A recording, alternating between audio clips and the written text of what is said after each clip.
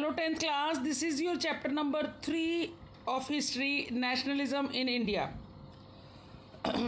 It is a very lengthy and interesting chapter, students, so prepare it well. Very important chapter so far as your all the 4 chapters of history are concerned, and in this chapter you have map work also.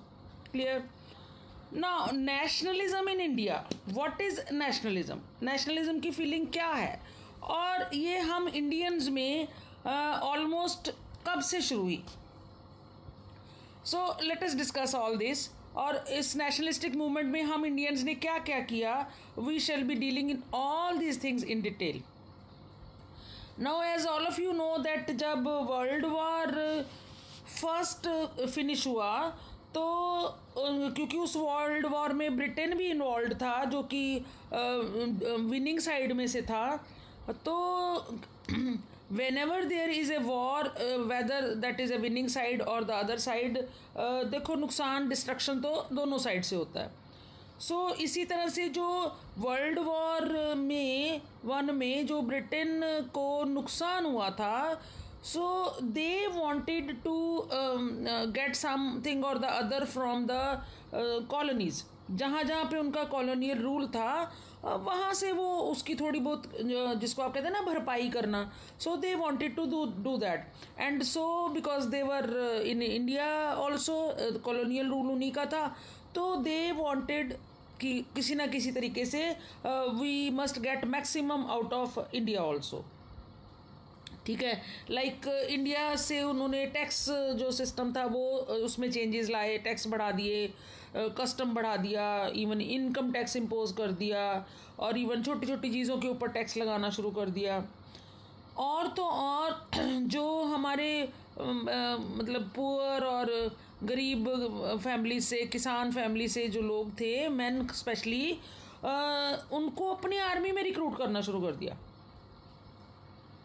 ठीक है, so this was the time जो थोड़ा थोड़ा हम Indians में एक feeling आने लग पड़ा. वी स्टार्टेड फीलिंग कि जो एक नेशनलिस्टिक फीलिंग थी वो यहाँ से इमर्ज होती है कि वाई सो. ठीक है, ये जो अंगेंस्ट ब्रिटिशर्स के अगेंस्ट होने वाली फीलिंग थी वही नेशनलिज्म का एक रूप ले लेती है. सो ये वो टाइम था 1919 के आसपास का, 1920-21 के आसपास का. क्या होता है, क्रॉप फेलियर्स हो जाता है, और बिकॉज ऑफ क्रॉप फेलियर बहुत सारा एक तरह से ना शॉर्टेज ऑफ फूड हो जाता है. ऊपर से फेमाइन, एपिडेमिक्स, ये सब बहुत हो जाते हैं. और उसकी वजह से अगर हम 1921 का डाटा देखें तो near about 12 to 13 million deaths हुई थी ये जो एपिडेमिक्स फैले थे उन दिनों में. अच्छा, फिर जब वर्ल्ड वॉर फिनिश हो गया तो दैट टाइम भी इंडियंस वर थिंकिंग कि चलो अब थोड़ा बर्डन कम होएगा क्योंकि वॉर फिनिश हो गया और ये विनिंग साइड में है, तो अब थोड़ा बर्डन हमारे ऊपर कम होगा. बट नहीं, ऐसा भी नहीं हुआ. They never reduced the taxes. Now once they imposed they never reduced. I am just telling you the introduction of the chapter. So after the wars also the taxes continued.